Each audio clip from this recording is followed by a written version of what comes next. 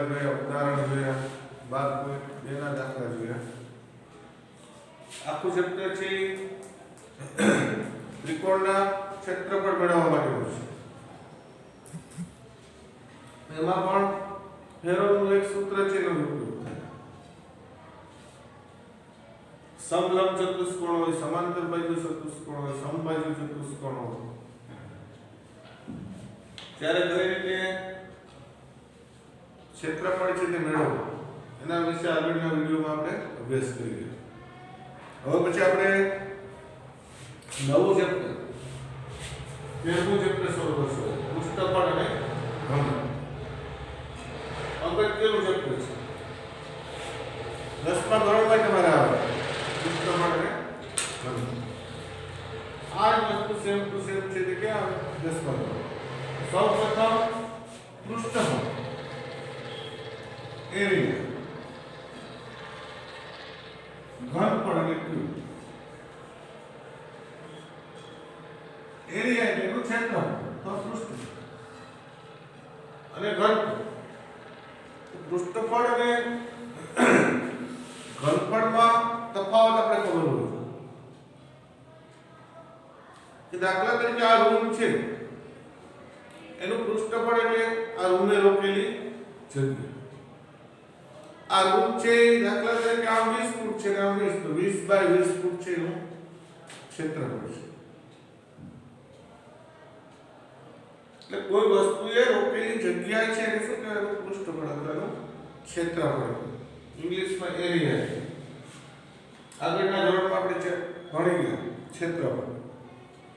અહીંયા જુદા જુદા પૃષ્ઠ હોય એટલે પૃષ્ઠફળ છે તે શબ્દ વાપરવાનો. કોઈ વસ્તુ એકની એક છે, એરિયા અથવા ક્ષેત્રફળ. તો વસ્તુનું ક્ષેત્રફળ એટલે વસ્તુએ રોકેલી જગ્યા. દાખલા તરીકે આ કોઈ લંબચોરસ છે, આ લંબચોરસ જે રોકેલી જગ્યા છે એને શું કહેવાય? ક્ષેત્રફળ. દાખલા તરીકે આ કોઈ ઘનાકાર વસ્તુ છે, આ બોક્સ છે, ચોક નાખવાનું, તો એને રોકેલી જગ્યા છે એ શું કહેવાય? એનું પૃષ્ઠ. આ રૂમ છે કે સમઘન આકારનો છે, બધી દિવાલો બધી બાજુઓને માપ સમાન છે, તો આ રૂમે રોકેલી જગ્યાને શું કહેવાય? પૃષ્ઠફળ. તો ઘનફળ કોને કહેવાય? કે જો આપણે કોઈ વસ્તુ આ રૂમમાં ભરવી હોય, દાખલા તરીકે આપણે આ રૂમમાં અનાજ ભરવું કે ભાઈ ઘઉં છે ભરવા, તો ત્યારે એને પૃષ્ઠફળની જરૂર ન પડે, ત્યારે શેની જરૂર પડે? ઘનફળની જરૂર. ત્યાં રૂમ છે એના ઘનફળ ઉપરથી આપણે નક્કી કરી શકીએ કે ભાઈ એટલા ટન અનાજ છે તેમાં ભરી શકીએ. આપણે ઘરે અંડરગ્રાઉન્ડ પાણીની ટેન્ક હોય, વોટર ટેન્ક હોય ને, આવી પાણીના ટાંકા, એમાં લખેલું હોય આપણા ઘરે કે 20,000 લીટર. કે આ ભાઈ ટાંકો છે 20,000 લીટરનો છે કે 60,000 લીટરનો છે. આપણે સિન્ટેક્સ ની આપણા મકાનની ઉપર ટાંકી હોય તો કે 1000 લીટરની છે, 500 લીટરની હોય, 2000 લીટરની હોય. 500 લીટરની ટાંકી હોઈ શકે પાણીની, 1000 ની હોય, વધુ જરૂરિયાત હોય તો 2000 ની પણ આપણે મૂકતા હોય ઘરે. તો આ જે લીટર બતાવે એ શું બતાવે? કે 500 લીટરની ટાંકી છે, મતલબ કે એમાં 500 લીટર પ્રવાહી છે એ સમાઈ શકે. એમાં પ્રવાહી પાણી ભરવું હોય તો કેટલા લીટર ભરાઈ શકે? 500 લીટર. તો કોઈ વસ્તુ એમાં ભરવામાં આવે તો કેટલી ભરાઈ શકે એનું શું કહેવાનું? ઘનફળ. આ ટાંકામાં 20,000 લીટર પાણી સમાય તો આ ટાંકાનું ઘનફળ છે કેટલું છે? 20,000. આપણે રોડ ઉપર જતા હોય, પેટ્રોલ અને ડીઝલ ટાંકા જતા હોય, એમાં પાછળ લખેલું હોય 250 તો 50,000 લીટર પેટ્રોલ ટાંકામાં લખેલું હોય ને, તો 50,000 લીટર પેટ્રોલ. તો લીટરથી ભર્યું ન હોય, તો ટાંકો છે એનું ઘનફળ છે કેટલા હજાર લીટરનું રહેતું હોય? 50,000. 50,000 ઘનફળ આવે ને એની તેની ઊંચાઈ, એની ત્રિજ્યા, એની લંબાઈ રાખવામાં આવે. એટલે ઘનફળ એટલે આ રૂમે રોકેલી જગ્યાનું ક્ષેત્રફળ. આ રૂમમાં કોઈ વસ્તુ ભરવામાં આવે તો કેટલી ભરાઈ શકે? ઘનફળ. તો આપણે જે આકૃતિઓ ભણવાની છે જુદી જુદી એના ઘનફળ અને એના પૃષ્ઠફળ ભણવાના છે. પૃષ્ઠ એટલે સપાટી. દાખલા તરીકે આ બોર્ડ છે તો આને ખાલી સમતલ સપાટી છે. કઈ સપાટી છે? સમતલ. આ સપાટી ઉપર આપણે સીધા જઈશું. આ ડસ્ટર છે તેને પણ સમતલ સપાટી છે. આપણું પાઠ્યપુસ્તક છે એમાં પણ સમતલ સપાટી છે. આ ચોક જો કે ચોક છે, આ ચોક છે તો આ ચોકની સપાટી ને બોર્ડની સપાટી સરખી નથી છે. આ ચોકની ઉપર તમે આગળ જાઓ તો વળતું જાવ, વળાંક લેતો જાવ. તો આવી સપાટી હોય એને વક્ર સપાટી કહેવાય. કેવી કહેવાય?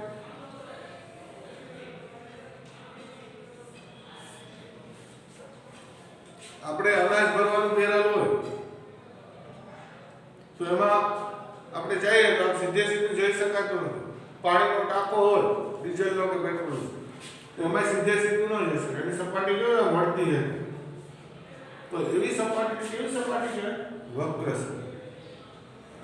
એટલે આ બોર્ડ છે તેને સમતલ સપાટી છે. આ ચોક છે તો જો આ સપાટી ઉપર કોઈ વ્યક્તિ હોય તો વળતો જાય એટલે વક્ર સપાટી. આ જો આ સપાટી પછી કેવી છે? સમતલ છે. સીધે આ સીધે જવું હોય તો જઈશ. આ પાછળથી પણ સીધે જવું હોય તો જઈશ. આ ચોક છે તેની બે સપાટી છે. એક વક્ર સપાટી પણ છે અને એક સમતલ સપાટી પણ છે. આવી જ રીતે આ ચોક જે હોય આપણે પીવીસી નો પાઇપ હોય, પીવીસી નો પાઇપ હોય તો તમને કહે કે ભાઈ એમાં કઈ સપાટી છે તો તમે શું? તો પીવીસી ના પાઇપમાં કઈ સપાટી હોય? તો વક્ર સપાટી. પછી બે બાજુ છેડે સપાટી હોય કે ન હોય? ખુલ્લો હોય ને પાઇપમાં આ જો હાથ પર દેખાતું એનો મતલબ આ સપાટી ન હોય, અહીં પણ સપાટી હોય ને. તો પીવીસી નો પાઇપ છે ખુલ્લી સપાટી ધરાવે છે, ખુલ્લી આકૃતિ છે. એને ફક્ત કઈ સપાટી હોય? વક્ર. દાખલા તરીકે આપણે લાકડું છે કોઈ કાપ્યું હોય આવેલું અને પૂછે કે ભાઈ એમાં કેટલી સપાટી હોય? તો વક્ર પણ હશે. અહીંયા પણ બંધ હોય ને, લાકડું તો બંધ જ હોય, અહીંયા પણ બંધ હશે. એટલે એને બે સપાટી હશે, વક્ર સપાટી અને એક સમતલ સપાટી. એટલે આપણે ખબર પડવી જોઈએ કે કોઈ પણ વસ્તુની અંદર સપાટીઓ છે સમતલ પણ હોઈ શકે, વક્ર પણ હોઈ શકે. કોઈ વસ્તુ એવી પણ હોય કે જેમાં ફક્ત વક્ર સપાટી, કોઈ વસ્તુ એવી હોય કે એમાં ફક્ત છે કે સમતલ સપાટી. દાખલા તરીકે આપણું 9મા ધોરણનું પાઠ્યપુસ્તક છે ગણિત. આ ચોપડી છે આની તો બધી સપાટી હોય. આ કેવી છે? સમતલ. હવે કે વળતું જવું પડે, સીધે સીધું છે. આમાં સીધું છે, ફરતું સીધું છે. ઉપરની સપાટી પણ સીધી છે, નીચેની પણ સીધી, એટલે સમતલ છે. આમાં કોઈ વક્ર સપાટી છે અને આ વાળી દેવામાં આવે તો હવે આ સપાટીને સમતલ સપાટી ન હોય. સમજો આ સીધું નથી જવાનું. તો આ સપાટી છે કઈ સપાટી છે? વક્ર. એટલે ઘણી બધી ભૌમિતિક આકૃતિઓ છે અને વક્ર સપાટી હોય. ઘણી બધી ભૌમિતિક વસ્તુઓ હોય એ પોતે સમતલ સપાટી ધરાવતી હોય અને ઘણી બધી વસ્તુ એવી હોય કે જેમાં વક્ર સપાટી પણ હોય અને સમતલ સપાટી. કે પીવીસી નો પાઇપ છે, ખુલ્લો પાઇપ, તેમાં ફક્ત કઈ સપાટી હોય? વક્ર. આ ચોક છે તો ચોકમાં વક્ર પણ છે અને સમતલ પણ છે. ક્રિકેટનો બોલ છે, ક્રિકેટનો બોલ તમે જોયો હશે. એમાં કઈ સીધી સપાટી આવે કે ગમે ત્યાંથી જાઓ તો વળતું જવું. તો દરેક પ્રકારની ગોળ વસ્તુ છે એમાં કઈ સપાટી હોય? વક્ર સપાટી. ગોળાકારની હંમેશા કઈ સપાટી હોય? વક્ર. એમાં કોઈ સીધી સપાટી આવતી નથી. એટલે ક્રિકેટનો બોલ છે તે ફક્ત વક્ર સપાટી પર. આ બોક્સ છે અથવા બાકસનું ખોખું છે, આ પુસ્તક છે, તો એ કેવી સપાટી ધરાવે? તો ફક્ત કઈ સપાટી ધરાવે? સમતલ સપાટી ધરાવતી હોય છે. એટલે આપણે આવી વસ્તુઓનો અભ્યાસ કરવાનો છે. જુદી જુદી આવી વસ્તુઓ છે એમાં જોઈએ કે પહેલા આપણે ભણવાનું થશે સમઘન અને લંબઘન.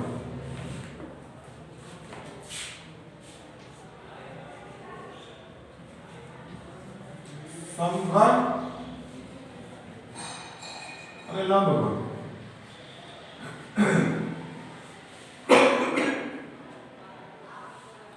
સમઘન અને લંબઘન કોને કહેવાય?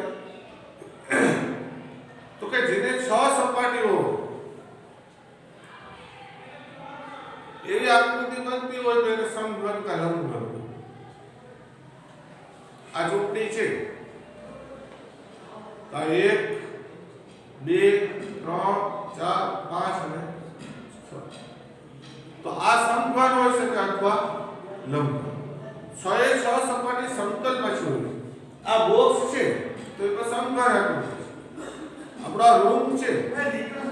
આપણો રૂમ છે એ પણ સમઘન હોઈ શકે અથવા લંબઘન હોઈ શકે. એટલે સમઘન આકૃતિ અથવા લંબઘન આકૃતિ કેવી હોય?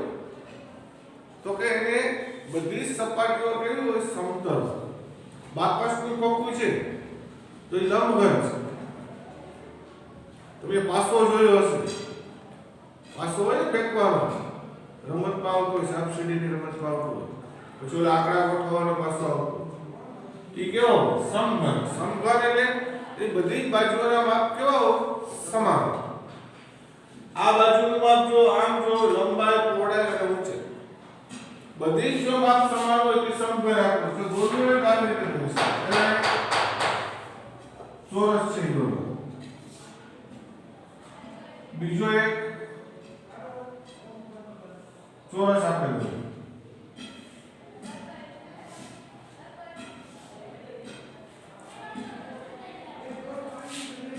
આને જોડી દો.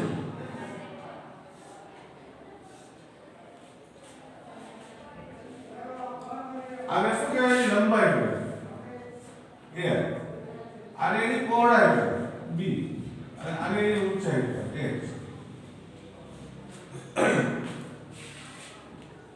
આ લંબાઈ, આ પહોળાઈ અને આને શું કહેવાય? ઊંચાઈ. પણ સમઘન હોય તો લંબાઈ હોય એટલી ઊંચાઈ હોય એટલી પહોળાઈ. બધી માપ સમાન. કે પાસો છે એની લંબાઈ સમાન હોય, ઊંચાઈ સમાન હોય, પહોળાઈ પણ કેવી હોય? સમાન. પણ લંબઘન વસ્તુ હોય, આ લંબઘન છે.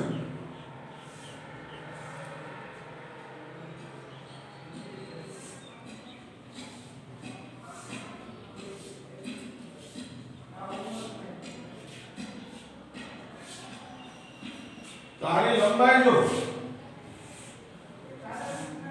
આની લંબાઈ આ છે, ઊંચાઈ એનાથી ઓછી છે, એનાથી ઓછી પહોળાઈ છે. આ આકૃતિમાં જોઈએ તો જ ખબર પડી કે લંબાઈ, પહોળાઈ અને ઊંચાઈ સમાન છે. તો ઘનાકાર આકૃતિમાં બે પ્રકારની હોય, એક સમઘન અને એક લંબઘન. સમઘન આકૃતિ કોને કહેવાય? તો કે જેની લંબાઈ, પહોળાઈ અને ઊંચાઈ છે એ સમાન. એની અંદર કેટલી સપાટી હોય? તો કે 6 સપાટી. કેવી સપાટી હોય? તો બધી સપાટીઓ સમતલ. લંબઘનમાં કેવું ફેર છે? તો આમાં બધી બાજુના માપ સમાન હોય, આમાં બધી બાજુના માપ કેવા હોય? જુદા જુદા. આ સમ છે, સમ એટલે સમાન છે. આ લંબ એટલે કે સમાન છે. બાકસનું ખોખું છે લંબઘન છે, પાસો છે સમઘન છે. આના વિશે જોઈએ કે સમઘન આકૃતિનું પૃષ્ઠફળ મેળવવું હોય કે લંબઘન આકૃતિનું પૃષ્ઠફળ મેળવવું. તો સમઘન આકૃતિમાં આ લંબાઈ, આ ઊંચાઈ અને પહોળાઈ સમાન. તો જો લંબાઈ છે એ હોય તો ઊંચાઈ કેટલી થશે? એ આવે તો પહોળાઈ કેટલી થશે a એનું પૃષ્ઠફળ માટેનું સૂત્ર છે 6a નો વર્ગ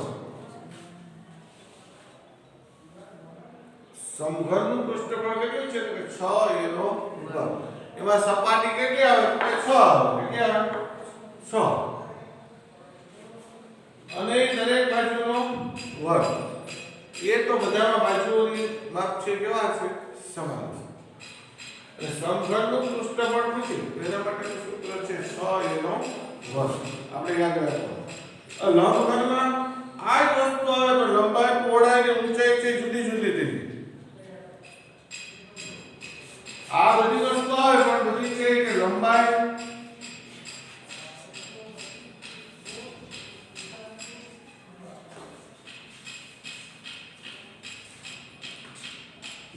ગુણ્યા પહોળાઈ પહોળાઈ ગુણ્યા ઊંચાઈ વત્તા ઊંચાઈ ગુણ્યા લંબાઈ અને કૌંસની બહાર કેટલા લખવાના 2 આને તમે જો બધી માપ સમાન લેશો તો આવે તો 6a નો વર્ગ અને જો આ બે સમાન હોય તો a વર્ગ થઈ જાય આપણે a વર્ગ થઈ જાય આપણે થઈ જાય a વર્ગ તો a વર્ગ કેટલી વખત થઈ જાય 3 વખત તો 3 ગુણ્યા 2 એટલે કેટલી વખત થઈ જાય 6 એટલે લંબઘનનું પૃષ્ઠફળ યાદ રાખવાનું એટલે લંબઘનમાં લંબાઈ પહોળાઈ અને શું હોય ઊંચાઈ એટલે હાઈટ ઉપરથી ઊંચાઈ કોઈ પણ વસ્તુ છે એની ઊંચાઈ એની આ લંબાઈ છે આમ છે એ શું કહે પહોળાઈ આ રૂમ છે એ સમઘન છે કે લંબઘન માપવું હોય તો કેમ ખબર પડે તો કે લંબાઈ છે એટલી જ પહોળાઈ છે ને એટલી જ ઊંચાઈ હોય તો એના માટે સમઘનનું સૂત્ર લાગશે જો આ ભાગ જુદા જુદા હોય તો કયું સૂત્ર લાગશે લંબઘન એટલે સમઘનનું પૃષ્ઠફળ મેળવવું હોય તો ખાલી આપણે એક જ બાજુનું માપ આપ્યું હોય તો એના ઉપરથી મેળવીશું લંબઘનના પૃષ્ઠફળમાં 3 બાજુનું માપ ખબર હોવી જોઈએ એટલે સમઘનનું પૃષ્ઠફળ બરાબર 6a વર્ગ લંબઘનનું પૃષ્ઠફળ બરાબર 2 કૌંસમાં lb l ગુણ્યા b વત્તા b ગુણ્યા h વત્તા h ગુણ્યા l બધા બે બે વખત આવવા જોઈએ l બે વખત આ b બે વખત h બે વખત પેલું હું લખી નાખવાનું l અને b આપણી પાસે છે હું l b અને આ l અને b લખી આમાંથી l કાઢી નાખો વધે હું b h b h માંથી b કાઢી નાખો અને ગુણાકારનો સરવાળો એની ગુણ્યા કેટલા તો આ છે એનું સૂત્ર છે લંબઘનનું છે એટલે લંબઘનનું પૃષ્ઠફળ કે તો આપણે 2 કૌંસમાં lb bh અને hn સમઘનનું કે તો 6a વર્ગ લંબઘનનું ઘનફળ અને સમઘનનું ઘનફળ આ પૃષ્ઠફળની વાત બીજું આવે એનું ઘનફળ તો એની બાજુઓનો ગુણાકાર તો આમાં બધી બાજુઓ a છે તો a ગુણ્યા a ગુણ્યા a થશે 3 એટલે શું થશે એનો ઘન આમાં બધાના માપ જુદા જુદા છે તો એક l છે એક b છે ને એક તો લંબઘનનું ઘનફળ કેટલું હોય l b h એટલે લંબાઈ ગુણ્યા પહોળાઈ ગુણ્યા ઊંચાઈ અને સમઘનનું ઘનફળ કેટલું એનો ઘન આ સૂત્રની મદદથી આપણે સમઘન અને લંબઘન છે એના પૃષ્ઠફળ અને ક્ષેત્રફળ છે તે મેળવી શકીએ એટલે આજે આપણે બે ભૌમિતિક આકૃતિ વિશે વાત કરી સમઘન અને લંબઘન કે સમઘનને 6 સપાટી હોય લંબઘનને 6 સપાટી હોય 6 સપાટી હોય તો 6a વર્ગ a નો ઘન ઘનફળ 2 ગુણ્યા lb bh અને hn અને ઘનફળમાં આવે તો lb આ સૂત્ર છે આવડવા જોઈએ સપાટી કદાચ ઘટી ગઈ તો અહીંયાથી ઊંધું છે એક સપાટી ઘટી ગઈ તો 5a વર્ગ થઈ જશે એના ઘનફળમાં કઈ ફેર પડશે એમાં વસ્તુ તો ભરવાની છે એટલી જ ભરાય એટલે આવી રીતે આગળ પછીના લેક્ચરમાં આપણે નળાકાર અને શંકુ વિશે જે અભ્યાસ કરશું